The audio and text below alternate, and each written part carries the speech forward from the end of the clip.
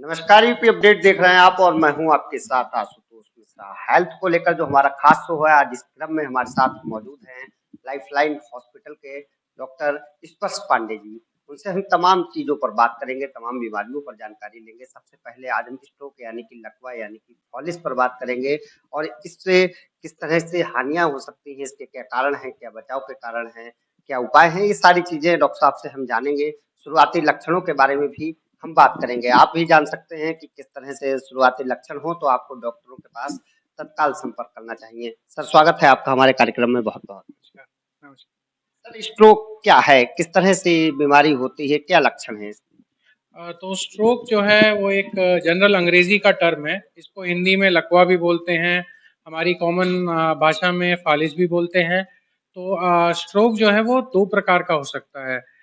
जो ज़्यादा जो साधारणतः स्ट्रोक होता है, वो सबसे कॉमन जो होता है वो होता है कि दिमाग में जो खून का बहाव है, किसी थक्की की वजह से खून का बहाव रुक जाने के कारण दिमाग का कुछ पार्ट जो है वो काम करना बंद कर देता है। तो ये में जो मोस्ट कॉमन स्ट्रोक का वजह होती है वो ये होती है।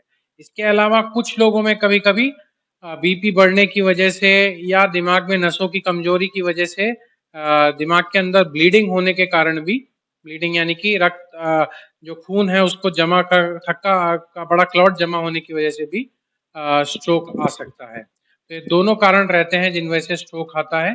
अ, ये साधारणतः जो है बड़ी उम्र के लोगों में देखा जाता है। ये यूजुअली जो हम पढ़ते हैं वो 55 साल से ऊपर की उम्र में ज़्यादा कॉमन होता है। बट जैसे-जैसे हम आजकल के समय में जब देख रहे हैं, खासकर कोविड के बाद से, कई बार ये यंग लोग जो आजकल 30-35 साल की उम्र के लोग हैं, उनमें भी बड़े कॉमनली देखा जा रहा है।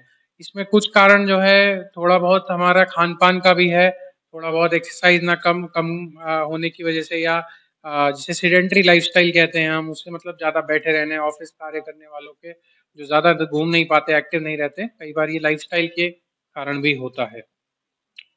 और जो स्ट्रोक है इसका जो सिम्पटम जो रहते हैं, मतलब आपको क्या हमें ध्यान रखना है कि किस तरह से हमारा पेशेंट दिखेगा।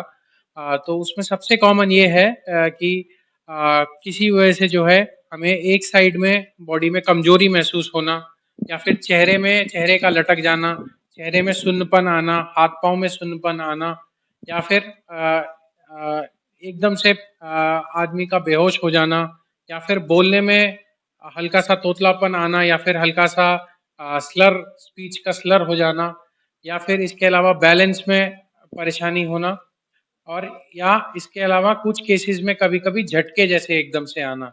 ये सारे जो हैं इसके सिम्पटम होते हैं कि दिमाग में किसी के स्ट्रोक का प्रॉब्लम हुआ है। सर, यदि स्ट्रोक की बात की जाए, जैसे किसी को अचानक से बेहोशी आ जाती है, तो वो बेहोशी आने के बाद और क्या उसको तत्काल होश आता है या नहीं आता है? और उसको कितनी देर में डॉक्टर से संपर्क कर लेना चाहिए कि उसको मतलब जो भी रोग है, उस पर तुरंत नियंत्रण किया जा सके?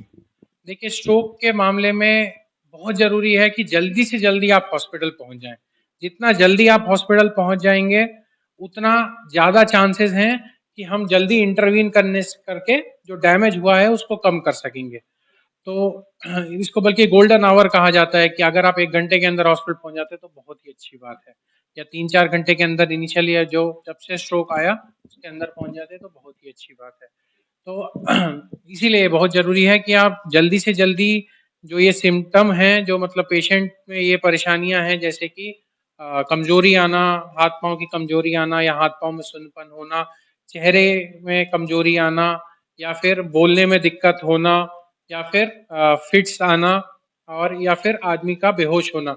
ये सारी चीज़ें हम जल्दी मतलब पेशेंट में देखें, और इसे जल्दी से जल्दी हम स्ट्रोक समझकर पेशेंट को हॉस्पिटल पहुंचाएं, क्योंकि आप ये जब परेशानी देने लगता है तो बहुत सीरियस कंडीशन हो सकती है और पेशेंट की जान पे भी आ सकती है। तो आप जितना हम जल्दी इसको सीरियसली लेंगे, उतना ज़्यादा डॉक्टर्स इसको ट्रीट करके कई पेशेंट्स जो समय से अस्पताल पहुंचते हैं वो बाद में बिल्कुल सामान्य जीवन भी बिताते हैं। सर, इसमें एक सवाल हमारा और रहता है, जिन लोगों को इस तरह की बीमारियाँ हो जाती हैं, क्या उनको इलाज के दौरान वो सही होते हैं? और कितना लंबा इलाज चलता है? और किस तरह के उनको परहेज़ करने चाहिए? देखिए अच्छी बात यह है कि जैसे-जैसे हमारी मेडिकल साइंस का विकास हो रहा है, वैसे-वैसे जो ये बीमारी हैं जो पहले ट्रीट नहीं हो पाती थी, पहले ठीक नहीं हो पाती थी, उनका उसमें उनके आउटकम में इम्प्रूवमेंट आया है। अब धीरे-धीरे हम देखते हैं कि हमारे पेशेंट्स और बेहतर करते हैं और हमारी केयर बढ़ने की वजह से और अच्छा आउटकम, और कई लोग बहुत ही सामान्य जीवन बिता पाते हैं स्ट्रोक आने के बाद भी। तो इसके लिए बहुत ज़रूरी है एक तो जल्दी आपका इन सिम्पटम्स को पहचानना, पेशेंट को जल्दी हॉस्पिटल लेकर के आना, पेशेंट को प्रॉपर ट्रीटमेंट मिलना, और उसके बाद आगे भी पेशेंट को प्रॉपर फिजियोथेरेपी, एक्सरसाइजेज और व्यायाम के साथ आगे भी उसका ज़िंदगी में अपना एक बेटर इम्प्रूवमेंट करना, अपने खान-पान में, एक्सरसाइज में, जिससे कि आगे और स्ट्रोक ना आए उसको। कोई खान-पान के लिए भी कोई ऐसा परहेज़ रहता है क्या? देखिए स्ट्रोक का जो है बहुत बड़ा एक कारण रहता है शरीर में कोलेस्ट्रॉल की हाई ज़्यादा मात्रा, मतलब ब्लड कोलेस्ट्रॉल लेवल का अबनॉर्मल होना। तो उसको नॉर्मल करने का तरीका है एक तो एक कम तेल वाला खाना, और हरी सब्जियां अगर आप ज़्यादा खाएं और बैलेंस डाइट खाएं, तो इससे देखा गया है कि कोलेस्ट्रॉल चेक में करा जा सकता है। दूसरा, एक्सरसाइज। हमारी टेक्स्ट में कहा जाता है कि लगभग 20 मिनट की रेगुलर एक्सरसाइज हफ्ते में 5 दिन आपको करनी चाहिए। मॉडरेट एक्सरसाइज मतलब ब्रिस्क वॉकिंग, तेजी से चलना या हल्का फुल्का दौड़ना, इस तरह की एक्सरसाइज 20 मिनट की कम से कम 5 दिन आप हफ्ते में करें, तो ये आपके हार्ट और आपके जो कार्डियोवैस्कुलर सिस्टम होता है उसके लिए बेस्ट होती है। सर, स्ट्रोक की बात हुई है तो एक बार हम क्यों ना ब्रेन हेमरेज की भी बात कर लेते हैं। ब्रेन हेमरेज क्या है, किस तरह से होता है, क्या बचाव है, क्या कारण है, क्या लक्षण है, ये सारी चीजें एक बार कंफर्म हो जाए। तो ब्रेन हैमरेज और स्ट्रोक में बहुत छोटा सा ही अंतर है। ब्रेन हैमरेज ये होता है कि जब किसी भी कारणवश दिमाग के अंदर की जो नलियां हैं, जो खून के ले जाने वाली नलियां हैं, या तो उनमें वीकनेस रहती है, या फिर हाई बीपी होने की वजह से, ब्लड प्रेशर बहुत ज्यादा बढ़ने की वजह से वो नलियां जो है वो फट जाती हैं, और उनकी वजह से खून का एक बहुत मोटा थक्का जो है दिमाग में जमा हो जाता है, तो इसको ब्रेन हैमरेज कहते हैं। सवाल ये भी था इसमें कि किस उम्र तक के लोगों को आ सकता है ब्रेन हेमरेज। ब्रेन हेमरेज भी साधारणतः देखा जाता है कि 55 साल की उम्र से ऊपर के लोगों में देखा जाता है। बट आजकल फिर हम, क्योंकि हमारे ज़माने में हमारी नौकरियों में स्ट्रेस बहुत ज़्यादा हो गया है, हमारा खान-पान भी थोड़ा गड़बड़ हो गया है, और एक्सरसाइज भी हमारे जीवन में कम हो गई है, तो फिर अगेन ये देखा जा रहा है कि 30-35 साल के कुछ युवाओं में भी ये परेशानी आजकल देखी जा रही है। तो इसमें ज़्यादा रोल इस चीज़ का है कि आपका ब्लड प्रेशर ठीक रहना चाहिए। तो इसमें जो हमको ध्यान रखना है वो है कि आकस्मिक तेज सर दर्द होना, तेज सर दर्द के साथ आपको एक साइड जो है कमजोरी आना, और एकदम से आदमी का बेहोश हो जाना, ये देखा जाता है यूजुअली जब ब्रेन हेमरेज होता है तो। और तो इसमें हमको जरूरी है कि हम बीच बीच में अपना ब्लड प्रेशर चेक करवाते रहें कि कभी ये बहुत ज़्यादा ऊपर तो नहीं जा रहा है आपका ब्लड प्रेशर, और अपने डॉक्टर से मिल करके खान पान, फिर वही बैलेंस डाइट चाहिए होती है हमें, जिसमें थोड़ा बहुत हम ग्रीन वेजिटेबल्स भी लें, और थोड़ा बहुत दाल प्रोटीन का सेवन करें, कार्बोहाइड्रेट कॉम्प्लेक्स कार्बोहाइड्रेट लें। शुगर्स दोनों ही तरफ से है कि शुगर आप जितना हो सके सिंपल शुगर से दूर रहें, कॉम्प्लेक्स शुगर्स लेनी पड़ती है।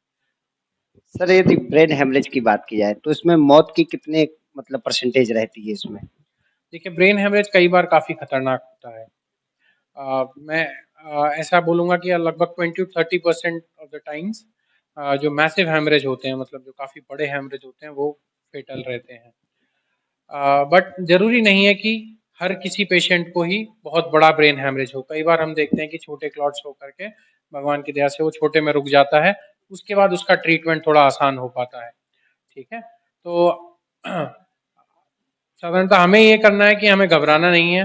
हमारी ये कर्तव्य बनता है एज़ अ जनरल आदमी, जब किसी को अगर ब्रेन हैमरेज जैसा हमें लग रहा है, कोई बहुत तेज सर दर्द के साथ किसी को लकवे का लक्षण आए हैं और वो बेहोश हो गया है, तो पेशेंट जल्दी से जल्दी हम जितना हो सकते हैं उसको अस्पताल में लेके जाएं, और फिर उसके बाद उसका बीपी स्टेबलाइज करके हम लोग जितना हमारी तरफ से बनता है हम वो करेंगे।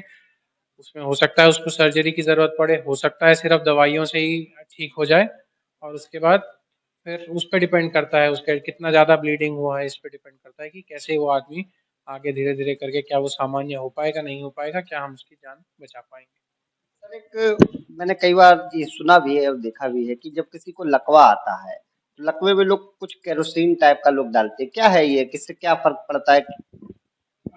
सर देखिए ये सब मेरे ख्याल से हमें मतलब ये कुछ सुपरस्टिशन है जिनको नजरअंदाज करना चाहिए अब धीरे धीरे करके।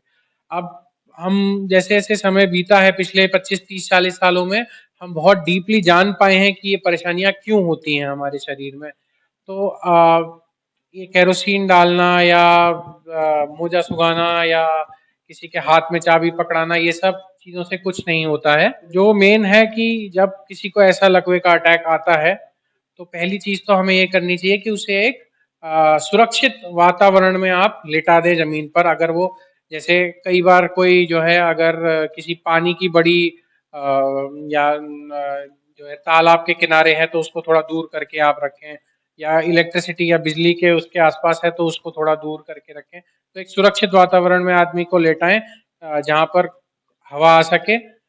उसके बाद आप कई बार ऐसे लोगों को फिट्स भी आ जाते हैं, तो फिट्स में जरूरी है अगर फिट्स आ रहे हैं तो एक साइड में करके आप पेशेंट को लेटा दें, जिससे कि सांस उसको बराबर जाती रहे, उसकी जीभ से उसका गला ब्लॉक ना हो।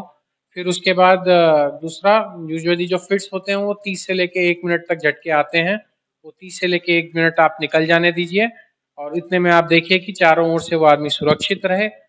जब एक बार वो ये झटका निकल गया है तो उसके बाद आप उसको जल्द से जल्द अस्पताल लेकर के आइए।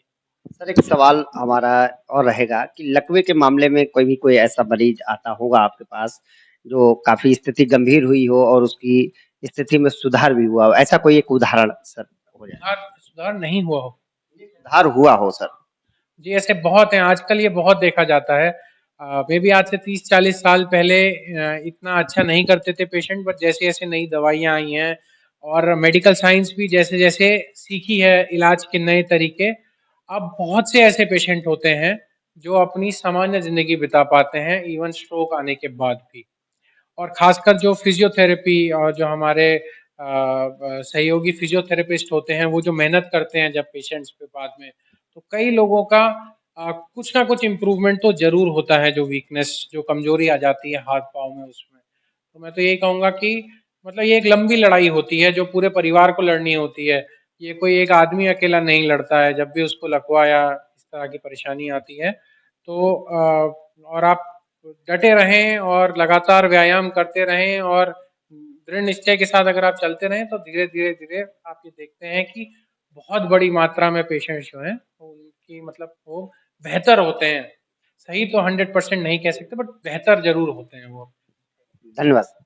धन्यवाद। ये थे हमारे साथ न्यूरो सर्जन डॉक्टर स्पर्श पांडे जी, जिनसे हमने ब्रेन हेमरेज पर बात की, स्ट्रोक पर बात की और इसके साथ ही अन्य कई बीमारियों के भी बारे में जानकारी दी। ऐसे ही हमारे हेल्थ शो में आगे भी हम डॉक्टरों से मिलाते रहेंगे, और आपकी यदि कोई समस्या है तो हमें एक बार कमेंट बॉक्स में ज़रूर लिखें, हम डॉक्टर साहब से ज़रूर कंसल्ट करेंगे। कैमरा सहयोगी शरद दुबे के साथ आशुतोष मिश्रा, यूपी अपडेट, लिवे।